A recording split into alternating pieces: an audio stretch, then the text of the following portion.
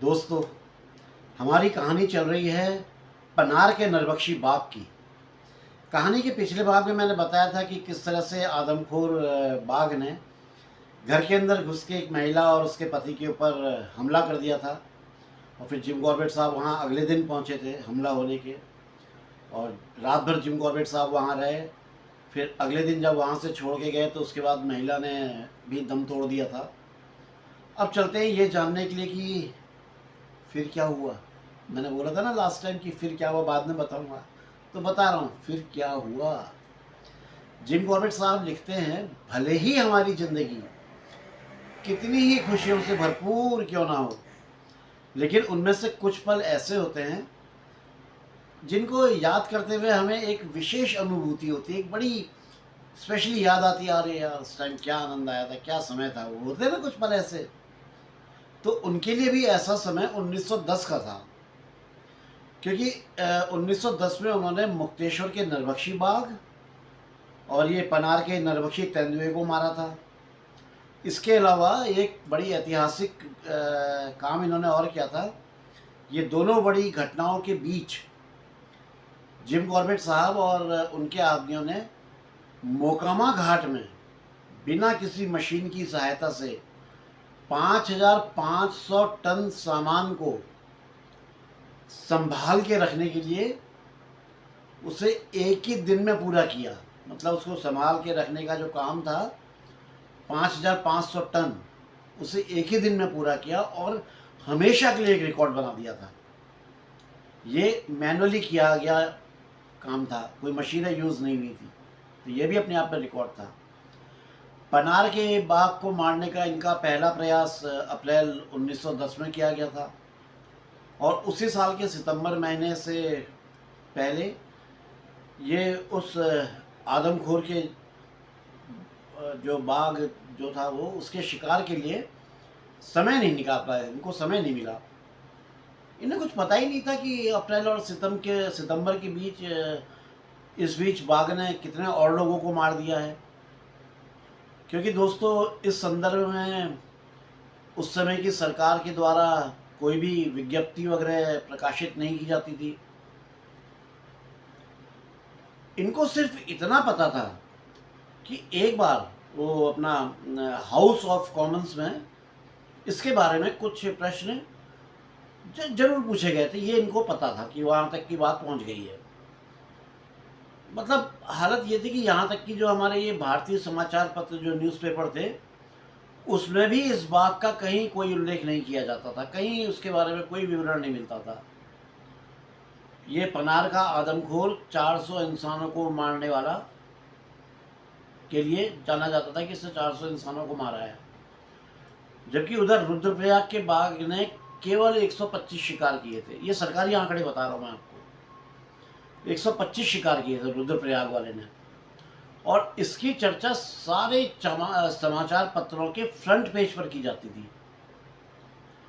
इसका कारण ये भी था कि पनार का जो नरबख्शी था ये दूर दराज के अपने निर्जन क्षेत्रों में एक्टिव था, जो बहुत इंटीरियर में थे, जबकि रुद्रप्रयाग का बाघ ये एक ऐसे एरिया में एक्टिव था जहाँ पर हर साल करीब करीब 60,000 तीर्थ यात्री यात्रा करने जाते थे। बद्रीनाथ, केदारनाथ, गंगोत्री, यमुनोत्री जो चारधाम की यात्रा है, तो उस यात्रा के हर साल 60,000 आदमी जाते थे, और जिनमें भारत के गरीब दीनहीन लोगों से लेकर उच्च वर्ग के हर तरह के लोग होते थे। और इन सभी लोगों को इस आदमखोर जो ये बाघ था, इसकी जो चैलेंज था, इसकी जो चुनौती थी, उसका सामना करना पड़ता था। कोई भरोसा थोड़ी था कि कब किसके सामने आ जाए। इन तीर्थ यात्रियों और सरकार द्वारा जारी किए जाने वाले जो वक्तव्य थे, उसी से देश के हर कोने में इस बात की चर्चा हो रही थी। वो स्वाभाविक सी बात है। इन तीर्थ यात्रियों ने ही रुद्रप्रयाग के बाघ को इस कदर फेमस कर दिया था कि पूरी दुनिया में उससे लोग जानने लगे थे। जबकि पनार के आदमखोर की तुलना में इसने बहुत कम इंसानों को मारा था। कहते ना इंसानी क्षति, इसने बहुत कम करी थी। कहाँ 400 और कहाँ 125 सरकारी रिकॉर्ड से। तो हालांकि ज़्यादा होंगे, लेकिन हम सरकारी रिकॉर्ड को लेकर चल रहे हैं। जिम कॉर्बेट साहब, उनका नौकर और 4 आदमी 10 सितंबर को इनका सामान लेकर नैनीताल से इस पनार के आदमखोर को मारने के लिए दूसरी बार निकले।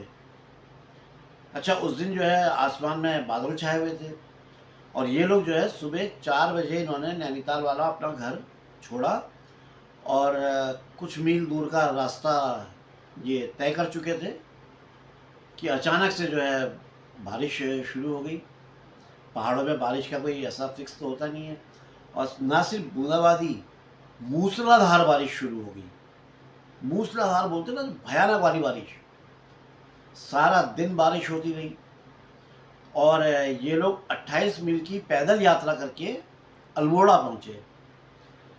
अल्मोड़ा पहुंचने तक ये लोग और इनका सामान पूरी तरह से भीग करके तर हो चुका था।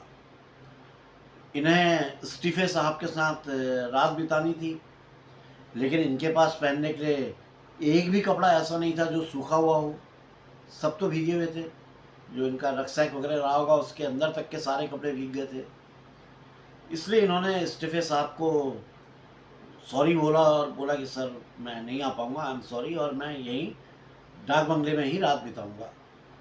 अच्छा, वो डाक बंगले पर उस दिन कोई दूसरा यात्री भी नहीं था, तो वहाँ का जो मैनेजर था, जो प्रभारी था, उसने बड़े आदर के साथ, बड़ी इज्जत के साथ इन लोगों के लिए 2 कमरे खोल दिए कि साहब आप ये 2 कमरे ले लीजिए, और दोनों कमरों में जो है अलाव जला दिए। अलाव आप जानते हैं ना, जो लकड़ी, क्या कहते हैं, फायर वॉल फायर प्लेस होता है जो रूम में, जिसमें लकड़ी रख के जला दिया जाता है, कमरा गर्म रहता है। ब्रिटिश टाइम के हाउसेज में ज़्यादा मिलते हैं। सुबह होने तक इन लोगों के कपड़े काफ़ी हद तक सूख गए थे।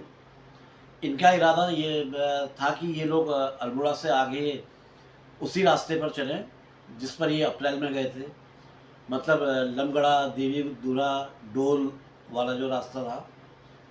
और अपने जो ये शिकार अभियान है, इसकी शुरुआत ये उसी घर से करें जिस घर में घुसकर आदमखोर ने महिला पर और उसके पति पर आक्रमण किया था। और वो बेचारी 18 साल की महिला बुरी तरह से घायल होके मर गई थी। तो उन्होंने कहा कि उसी घर पे से शुरुआत करी जाएगी। अभी सुबह का टाइम था, जिम कॉर्बेट साहब नाश्ता कर रहे थे कि तभी पनुआ नाम का एक बढ़ई वहाँ आ गया। उसे पता चला कि जिम कॉर्बेट साहब यहाँ आए हुए हैं, तो वो आ गया। एक्चुअली पनुआ जिम कॉर्बेट साहब को जानता था और वो नैनीताल में ही अपने बढ़ई गिरी का काम करता था, और जिम कॉर्बेट साहब के घर के जो छुटपुट काम थे उनको भी वही आके कर लिया करता था। तो वो जानता था इनको, उसे पता चला, वो आ गया। ये जो पनुआ था, इसका गांव भी, जो ये पनार वैली जो थी, यही कहीं पे कोई गांव था जो जहाँ का ये निवासी था, वहीं कहीं इसका घर था, और वो उसे भी अपने गांव, अपने घर जाना था। और जब उसे जिम कॉर्बेट साहब के आदमियों से ये पता चला कि ये पनार के आदमखोर को मारने के लिए जा रहे हैं, तो उसने कहा ये तो बहुत ही बढ़िया हो गया यार इसके लिए। वो भी जो है इनके दल के साथ शामिल हो गया और उसे अपने गांव जाना था, और पनार के आदमखोर के बारे में उससे भी पता था। और वो बेचारा अकेले जाने में बहुत डर रहा था कि यार पता नहीं यार क्या बात हो जाए, कहीं रास्ते में बाघ उसे ना उठा ले जाए।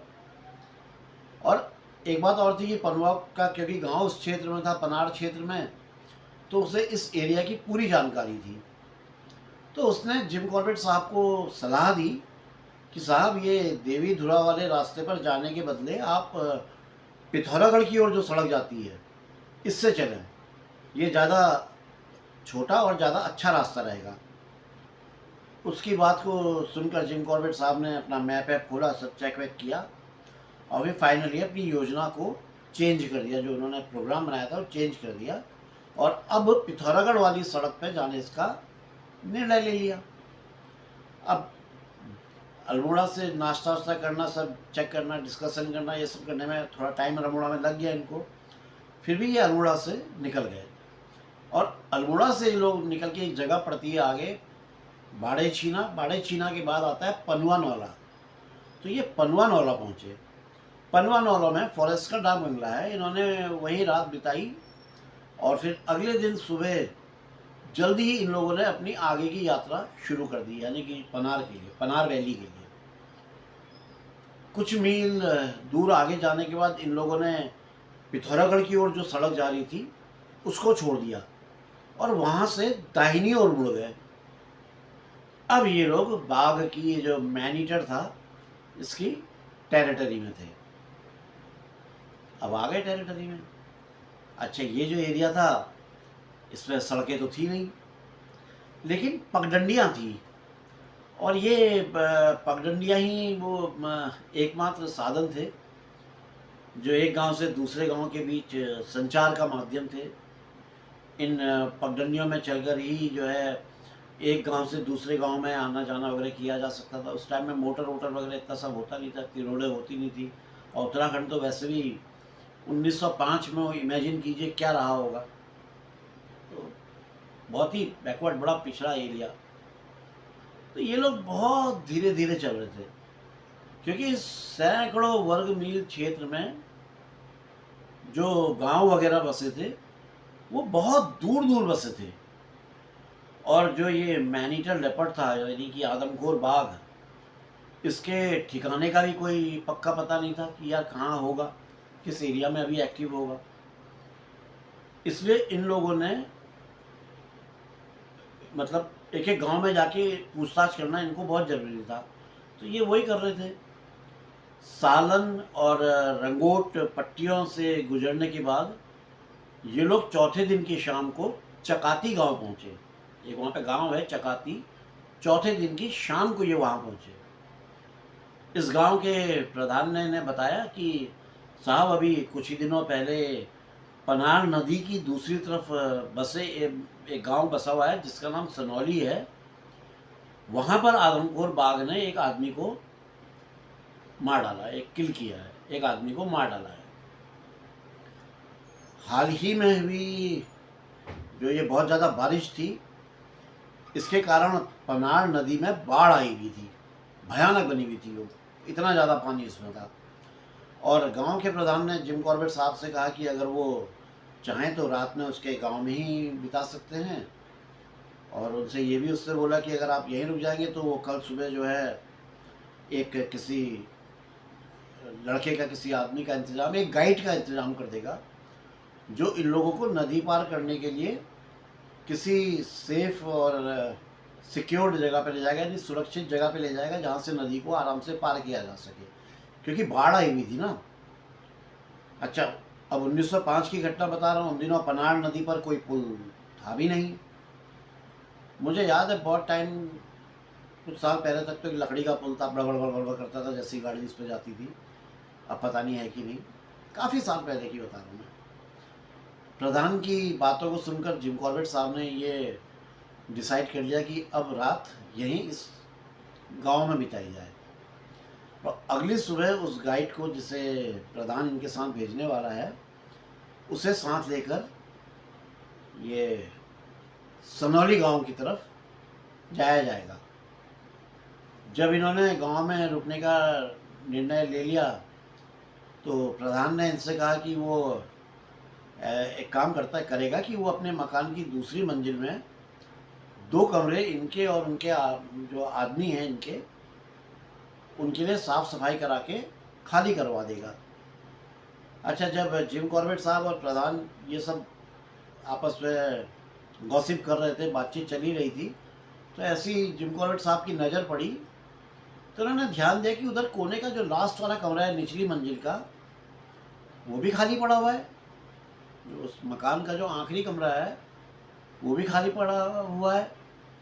तो इन्होंने प्रधान से कहा कि ऐसा है कि आपको ऊपर के 2 कमरे साफ़ कराने की ज़रूरत नहीं है, मैं उस नीचे वाले कमरे में रह लूँगा, वो खाली है, मैं वहाँ रह लूँगा, और मेरे आदमियों के लिए आप जो है ऊपर वाली मंजिल में 1 कमरा खाली करवा दें, तो आपको 2 कमरे ऊपर खाली कराने की ज़रूरत नहीं है। जिस कमरे में रहने के लिए मतलब जिस कमरे को रहने के लिए जिम कॉर्बेट साहब ने चुना था उसमें कोई दरवाज़ा नहीं था यार, लेकिन इससे उन्हें कोई फ़र्क नहीं पड़ना था, दरवाज़ा हो चाहे ना हो। जिम कॉर्बेट साहब को क्या फ़र्क पड़ना था, क्योंकि उन्हें ये बात तो पता चली गई थी कि बाघ ने जो आखिरी शिकार किया है वो नदी के उस पार किया है। और इस इन दिनों ये नदी में जो है इतनी भयानक बाढ़ आई हुई है, तो आदमखोर बाघ जो है इस नदी को पार करके इस तरफ तो नहीं आएगा। वो जो भी शिकार करेगा वो उधर ही करेगा, नदी के उस तरफ ही के गांव चुनेगा। वो क्यों अपनी जान जोखिम में डालेगा? पहाड़ी नदी तो वैसे ही बड़ी खतरनाक होती है। जब उस बरसात में जब पानी आता है तो आप लोगों ने देखा होगा, कई वीडियो वगैरह देखे होंगे, कितनी भयानक हो जाती है। इस कमरे में किसी भी प्रकार की कोई मेज, कुर्सी या चारपाई वगैरह कुछ नहीं था।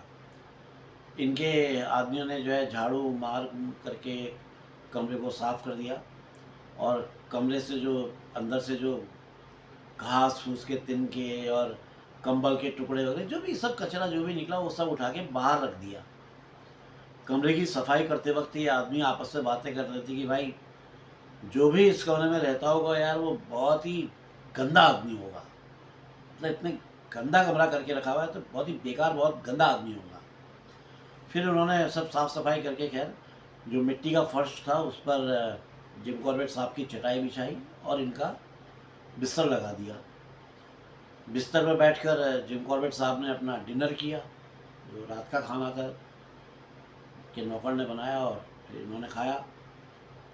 पिछले 12 घंटों से ये बहुत ज़्यादा पैदल चले थे, बहुत उतार चढ़ाव काफ़ी इन्होंने किया था, तो ये बहुत थक गए थे और इन्हें नींद आने में ज़्यादा समय नहीं लगा, ये बहुत जल्दी सो गए। अगले दिन सवेरा हुआ, सूर्यदेव निकल ही रहे थे और कमरे में रोशनी भर गई थी। मैंने बताया ना दरवाज़ा नहीं था तो रोशनी सीधे अंदर आ रही थी। तभी कमरे में एक हल्की सी आवाज़ हुई। जिम कॉर्बेट साहब की नींद तो बड़ी कच्ची नींद थी ना, एकदम टूट जाती थी। उस आवाज़ को सुनकर इन्होंने अपनी आंखें खोली तो इनके बिस्तर के पास ही इन्होंने देखा कि एक आदमी ज़मीन में बैठा हुआ इनको देख रहा है। करीब 50 साल की उम्र के आसपास का रहा होगा वो आदमी, और उससे दोस्तों कुष्ठ रोग था। कुष्ठ रोग जानते होंगे आप लोग, लेप्रेसी, गल जाते हैं ना, उंगली ऐसी ऐसी हो जाती हैं। उसे देख करके ये एकदम से चौंक गए और छटक के बैठ गए बिस्तर में। उन्हें बड़े आश्चर्य से उसे देखने लगे। इन्हें जगह देखकर वो आदमी बोला कि उससे उम्मीद है कि जिम कॉर्बेट साहब को उसके कमरे में अच्छी नींद आई होगी और वो बड़े आराम से सोए होंगे। फिर उसने बताया कि वो 2 दिन के लिए पड़ोस के एक गांव में अपने दोस्तों से मिलने के लिए गया हुआ था, और जब वहाँ से वापस लौट करके आया तो उसने देखा कि आप जो है मतलब जिम कॉर्बेट साहब जो है उसका कमरे में सोए हुए हैं। तो उसने डिस्टर्ब नहीं किया और वो वहीं पर बैठ गया और इंतज़ार करने लगा कि आप कब जगेंगे। खैर, ये जो कुष्ठ रोग था दोस्तों, ये सबसे भयानक और सबसे ज़्यादा संक्रामक रोग था, और ये जो बीमारी थी ये पूरे कुमाऊं क्षेत्र में फैली हुई थी उन दिनों, और स्पेशली अल्मोड़ा ज़िले में तो ये बहुत बुरी तरह से फैल रही थी। इसके बहुत ज़्यादा पेशेंट वहाँ पे तैयार हो रहे थे लेप्रेसी के। अच्छा, लेकिन यहाँ के लोग जो है ना इसे बीमारी नहीं मानते थे, इसे दैवीय विपत्ति के रूप में देखते थे कि ये कोई दैवीय विपत्ति है, कोई श्राप है। और इससे पीड़ित व्यक्ति को ना तो वो अपने से अलग करते थे और ना ही वो संक्रमण से कोई बचाव के कोई ऐसे उपाय करते थे, क्योंकि भाई वो लोग इससे बीमारी मानते ही नहीं थे ना। उनकी नज़र में बीमारी थी नहीं, ये तो दैवीय आपदा थी, दैवीय विपत्ति थी, दैवीय। और शायद इसलिए प्रधान ने भी इस बारे में जिम कॉर्बेट साहब को ये नहीं बताया कि जिस कमरे में वो रहने की बात कर रहे हैं उस कमरे में कुछ सालों से एक लेप्रेसी का पेशेंट यानी कि कोई कुष्ठ रोगी रह रहा है। तो उसे क्योंकि ऐसा कुछ ज़रूरी लगा नहीं होगा तो उसने नहीं बताया। अब जिम कॉर्बेट साहब, उनकी तो हालत ख़राब, उन्हें तुरंत अपने कपड़े पहने और कमरे से बाहर निकल आए। और जैसे ही प्रधान ने इन लोगों के लिए उस गाइड को भेजा तो इन लोगों ने तुरंत गांव छोड़ दिया, जिम कॉर्बेट साहब ने कहा चलो भैया जितना जल्दी हो सकता है यहाँ से चलो, यहाँ पे 1 मिनट भी रुकना जो है डेंजरस है। असल में जिम कॉर्बेट साहब इस लेप्रेसी से, इस कुष्ठ रोग से बहुत डरते थे, बहुत घबराते थे, बहुत डर था उन्हें। और ये जानने के बाद कि इन्होंने सारी रात एक ऐसे कमरे में काटी है जो कमरा किसी कुष्ठ रोगी का था, तो ये खुद को बड़ा अस्वच्छ, मतलब कहने का मतलब कि बहुत ज़्यादा गंदगी से भरा हुआ, मतलब बड़ा अनकंफर्टेबल सा महसूस कर रहे थे। तो यार ये क्या हो गया यार, ये क्या कर बैठा मैं, मतलब होता है ना यार, इनको ऐसा लग रहा था जैसे इनके शरीर में कुष्ठ रोग का संक्रमण आ गया है। और चलते चलते जैसे ही इनके जो पहली नदी इनके सामने पड़ी, जो पानी का धारा गधेरा जो भी पड़ा, इन्होंने तुरंत अपने आदमियों को बोला भैया रुको, यहीं पर रुको, और अपने नौकर को आदेश दिया कि भैया तू कुछ खाना वाना बना, मेरे लिए नाश्ता बना और बाकी आदमियों के लिए खाना वाना बना, और मैं जा रहा हूँ नहाने के लिए। और फिर इन्होंने अपने आदमियों से बोला कि भाई जो मेरा बिस्तर है इसको, सारे बिस्तर को निकालो, धूप में दोनों साइड से अच्छी तरह से धूप में सुखाओ, और जो चटाई है इस चटाई को लो और साबुन से दोनों तरफ से बहुत अच्छी तरह से धो, बार बार रगड़ रगड़ के धोना इसको, और जो बिस्तर है उसको बहुत कायदे से धूप दिखा देना, इतनी तेज दिखा देना कि वो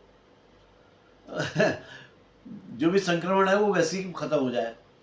इसके बाद इन्होंने कार्बोलिक साबुन उन दिनों चलता था, तो कार्बोलिक साबुन की एक टिकिया उठाई और उस पानी जो जलधारा थी, उस जो गधेरा था, उसमें थोड़ा नीचे की ओर चले गए। वहाँ पे चट्टानों की एक बहुत बड़ी बड़ी पट्टियों से घिरा हुआ पानी का एक कुंड सा बन गया था, एक कुंड था।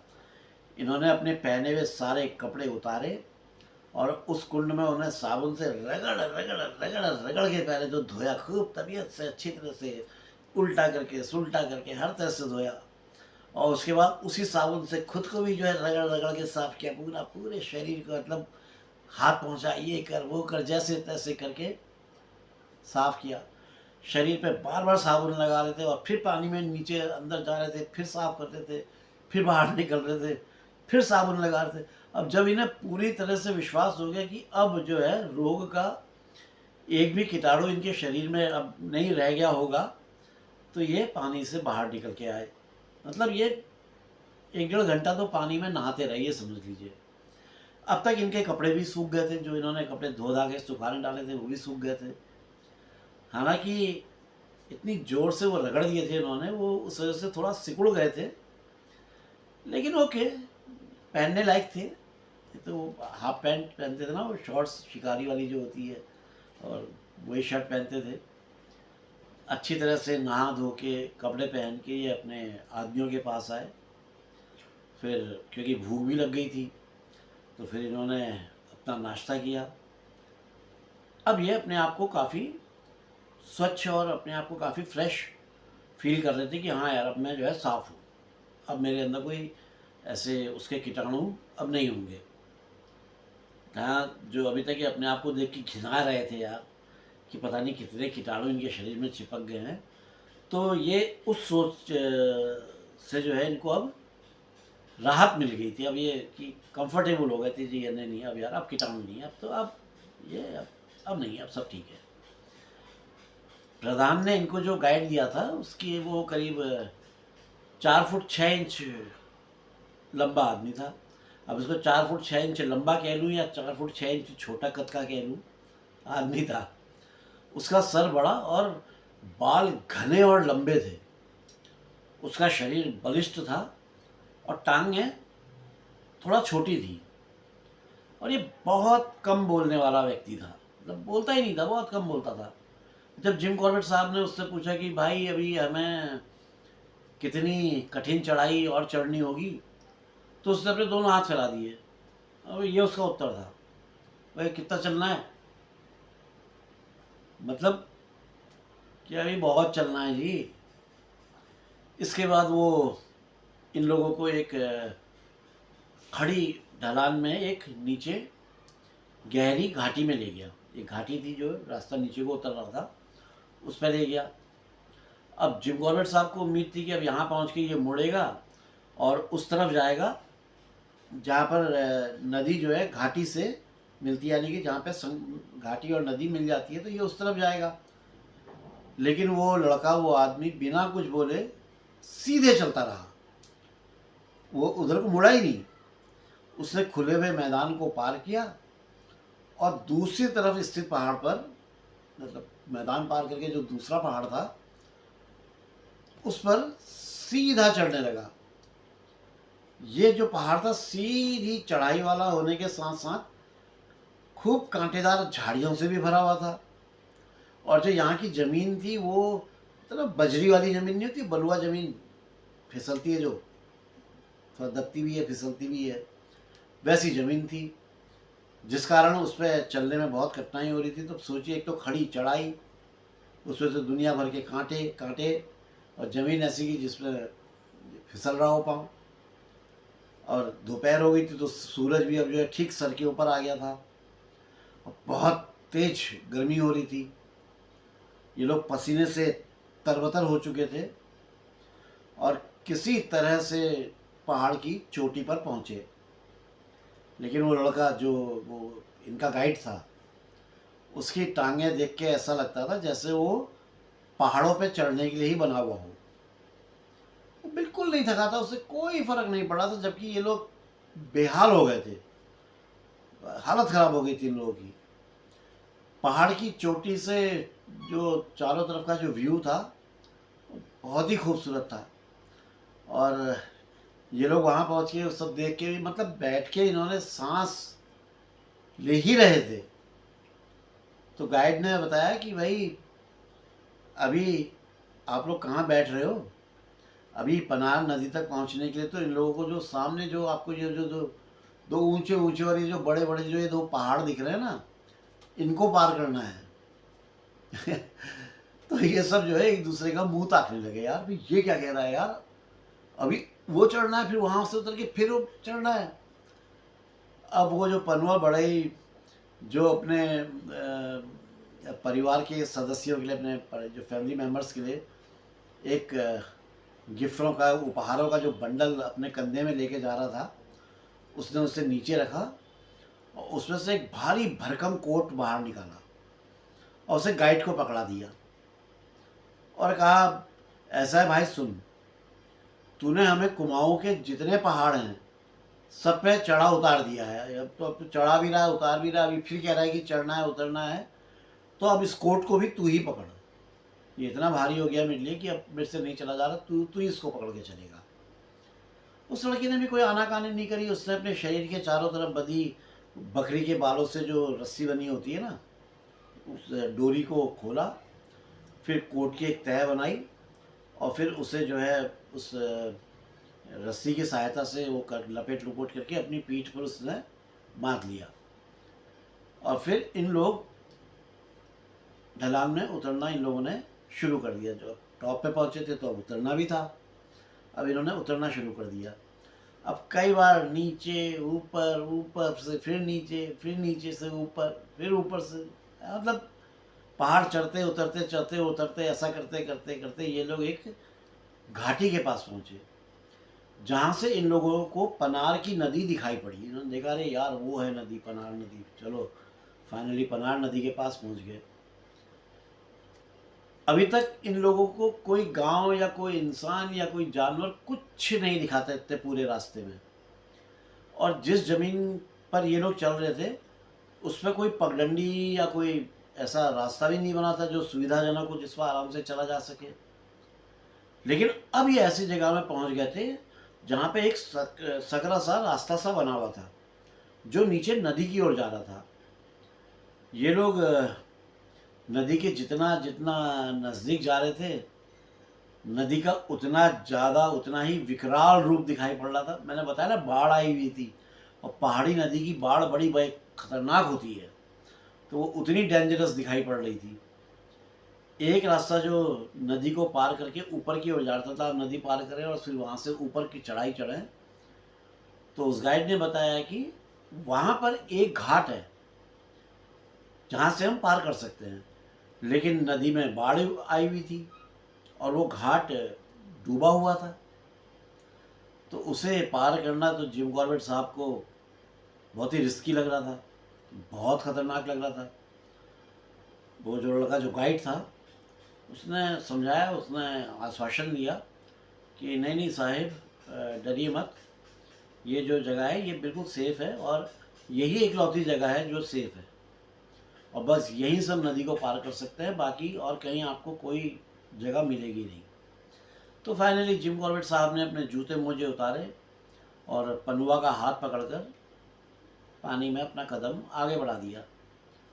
ये जो नदी की जो चौड़ाई थी वो करीब 40 गज की थी और इसकी सतह जो थी, मतलब नदी के नीचे बहुत उबड़ खाबड़ थी और नदी और कठोर थी। मतलब ये कहिए कि जो नदी थी ये बहुत कठोर ज़मीन के ऊपर से बह रही थी और कई बार इनके पाँव में चोट भी लगी, इनके अंगूठे में ठोकर लगी, चट्टानों से जो पत्थर आते हैं उनसे चोट भी लगी और कई बार अपने पैरों को बहने से इन्होंने अपने आप को बचाया भी, फिसल रहे थे पाँव, बहने का भी डर लग रहा था। खैर जैसे तैसे किसी तरह से ये नदी को पार कर गए। नदी पार करके जिम कॉर्बेट साहब ने ऐसे पीछे मुड़ के देखा तो वो लड़का भी किसी तरह से, वो जो गाइड था वो नदी को पार करने की जो है कोशिश कर रहा था। अब वो हाइट उस आदमी की कम थी, छोटी हाइट का आदमी था, इसलिए उससे थोड़ा सा नदी को पार करने में ज़्यादा परेशानी हो रही थी। अब जो नदी का पानी इन लोगों के लिए जांघों तक था, जिम कॉर्बेट साहब और बाकी लोगों के लिए जांघों तक गहरा था, वो पानी उसके लिए कमर तक गहरा था, क्योंकि शॉर्ट हाइट होने के कारण। अचानक क्या हुआ कि उसका पाँव फिसल गया और वो नदी में बहने लगा। उसको बहता देखकर पनवा को पता नहीं क्या हुआ, उसने अपना जो सामान वामान था वो सब उतार के अपने कंधे से फेंका एक तरफ और नदी के किनारे किनारे दौड़ना चालू कर दिया। और वो वहाँ तक दौड़ा जहाँ पर एक चट्टान जो है वो ऐसे नदी के ऊपर करीब 50 गज नीचे नदी के ऊपर आई हुई थी, नदी के ऊपर निकली हुई थी। वो दौड़ के चट्टान में चढ़ गया और उसके बाद वो पेट के बल लेट गया, आधा उसने अपना शरीर नदी की तरफ कर दिया और मतलब क्या, मतलब चट्टान ऐसे, तो चट्टान से ऐसे नीचे को लटक गया, ये समझ लीजिए। और जैसे ही वो लड़का वहाँ से डूबता निकलता ऐसे आया तो उसने क्या किया, पनवा ने उसके लंबे बालों को पकड़ लिया और बड़ी मेहनत और संघर्ष और बड़ी कोशिश के बाद उसे किसी तरह से नदी से बाहर उस चट्टान पर खींच लिया। मतलब उस बच्चे की, उस लड़के की जान बचा ली। दोस्तों इसके बाद क्या हुआ वो मैं आपके बताऊंगा आपको, लेकिन इसके अगले भाग में, तो इसलिए बने रहिएगा उत्तरांचल डायरीज़ के साथ। हमेशा बोलता हूँ, आज भी बोलूँगा वही कि ये दोस्त यार, ये तो तुम्हारा अपना चैनल है यार, इसे खूब प्यार दो ना यार और आशीर्वाद दो ताकि ये आगे बढ़े यार, इसका कद बढ़ता जाए और एक सफल चैनलों की जो गिनती होती है उसमें गिना जाए। उसके लिए तो आप ही लोगों का सहयोग और आप ही लोगों की मेहनत से हो पाएगा यार, है ना। मेरे तो अकेले के बस का नहीं है, मैं तो आप लोगों के भरोसे हूँ, बस हो गया, जैसा आप लोग ठीक समझें। जो मित्र चैनल में पहली बार आए हैं उन सबका बहुत बहुत धन्यवाद बोलते हुए स्वागत करता हूँ। मेरा प्रणाम स्वीकार करिएगा और अपना ढेर सारा प्यार और आशीर्वाद जरूर दीजिएगा। और उसके लिए आपने कुछ करना नहीं है, आपने कोई भगवान के आगे अगरबत्ती धूप बत्ती वगैरह नहीं करनी है आशीर्वाद देने के लिए। बस अपनी एक उंगली का इस्तेमाल करना है, वहाँ पे सब्सक्राइब का एक बटन है उसको टच करना है, लाइक वाला है ना एक ऐसे अंगूठा, उसको टच कर देना है, एक कोई चिमटी बनी होती है शेयर करने की, उसको कर दीजिए, अपने दोस्तों में शेयर कर दीजिए। और हाँ यार प्लीज़ कमेंट्स ज़रूर करें यार, आप लोगों के कमेंट्स से ही हौसला अफजाई होती है। कमेंट नहीं आते तो फिर कहानी सुनाने का मन नहीं करता यार। दोस्तों कमेंट जरूर देना यार। दोस्तों यदि आप लोग चाहें तो उत्तरांचल डायरीज़ को ज्वाइन भी कर सकते हैं। देखिए नीचे ज्वाइन का एक ऑप्शन है, काले रंग का ज्वाइन लिखा होगा, उसे टच कर लीजिए और ज्वाइन हो जाइए। और यार अपना समझ के एक बार फिर विनती करता हूँ कि इस 99% हैंडीकैप की हेल्प करो यार। उस थैंक्स वाले ऑप्शन में जाकर जो भी संभव हो वो राशि आप लोग चैनल को ज़रूर डोनेट करें यार, जिससे कि मोनेटाइजेशन से कुछ इनकम आए और इनकम आकर के कुछ किताबें आएँ और जिससे मैं अपना ट्रीटमेंट भी कराऊँ फ्रैंकली स्पीकिंग, और अच्छी सामग्री कुछ आए तो उससे आप लोगों का मनोरंजन कर सकूं। उत्तरांचल डायरीज़ के माध्यम से हर वारदात, हर घटना आप लोगों के सामने आए, ये मैं चाहता हूँ। तो दोस्तों, आप लोगों का भी तो ज़्यादा समय नहीं लूँगा और आपसे आज्ञा चाहता हूँ जाने की, इस वादे के साथ कि जल्दी ही मिलता हूँ आप लोगों को ये बताने के लिए कि फिर क्या हुआ, कि फिर क्या हुआ, यानी कि चट्टान में उसको खींच के बचा लिया, फिर क्या हुआ। तो दोस्तों फिलहाल तो बाय। जय बद्री विशाल, जय उत्तराखंड, जय जय जय, जय माँ भारती।